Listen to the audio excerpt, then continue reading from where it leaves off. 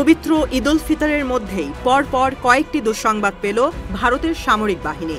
সবশেষ দুঃসংবাদের তালিকায় যোগ হল যুদ্ধবিমান বিধ্বস্তের ঘটনা।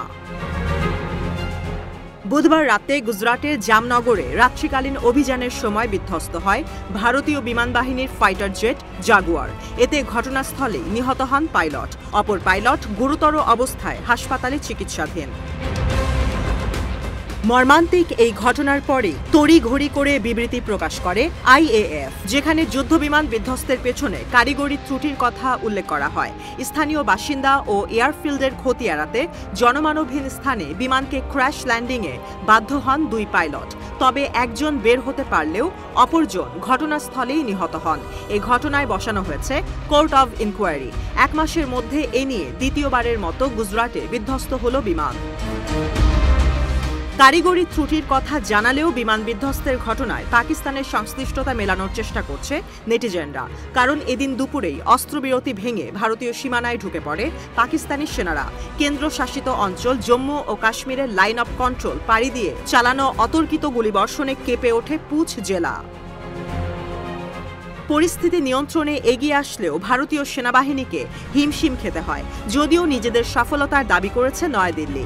এক বিবৃতিতে সেনাবাহিনী জানায়, সীমানা পাড়ি দিয়ে ভারতে প্রবেশ করা পাক সেনারা নিজ দেশে চলে যেতে বাধ্য হয়েছে। ভারতীয় সেনাবাহিনীর দাবি, লাইন অব কন্ট্রোলের সীমান্তে পেট্রোলিংয়ের সময় হঠাৎই একটি ল্যান্ডমাইনের বিস্ফোরণ হয়। এরপরই অতর্কিতভাবে হামলা চালানোর মাধ্যমে সীমানা পাড়ি দেয় প্রতিপক্ষের সেনারা। তীব্র গোলাগুলি হলেও হতাহতের তথ্য জানায়নি কোনো পক্ষ। 2021 সালের 25শে ফেব্রুয়ারি জম্মু ও কাশ্মীরের সীমান্তে অস্ত্রবিরতি চুক্তির মেয়াদ বাড়ায় ভারত ও পাকিস্তান। এরপর থেকেই এই অঞ্চলে চুক্তি ভঙ্গের তেমন কোনো তথ্য মেলেনি।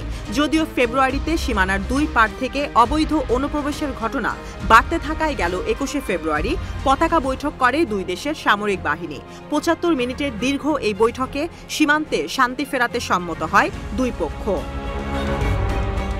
গোয়েন্দাদের বরাতে ইন্ডিয়া টুডের দাবি, সশস্ত্র সন্ত্রাসীদের ভারতে প্রবেশের সময় পেছন থেকে তাদের সহায়তা করে পাকিস্তানের দুর্ধর্ষ গোষ্ঠী বর্ডার অ্যাকশন টিম ব্যাট। গেল 3 দিনের মধ্যে দ্বিতীয়বারের মতো এমন ঘটনার সাক্ষী হল জম্মু ও কাশ্মীর। সম্প্রতি ভারত অধিকৃত কাশ্মীর ভূখণ্ড নিয়ে আরও 10টি যুদ্ধ করার হুঁশিয়ারি দেন পাক সেনাপ্রধান। ভারতকে হুঁশিয়ারি দিয়ে জেনারেল আসিম মুনির বলেন, কাশ্মীর নিয়ে 3টি যুদ্ধ করেছে, প্রয়োজনে আরও 10টি যুদ্ধ করা হবে। নয়াদিল্লির সামরিক শক্তিকে ইসলামাবাদ ভয় পায় না বলেও মন্তব্য করেন তিনি। বিশ্লেষকের ধারণা, কাশ্মীর দখলের এই অভিযান বাস্তবায়নের জন্য ছোট পরীক্ষা ছিল এটি, যা চোখে আঙুল দিয়ে দেখিয়ে দিল ভারতের অরক্ষিত সীমান্তের পরিস্থিতি।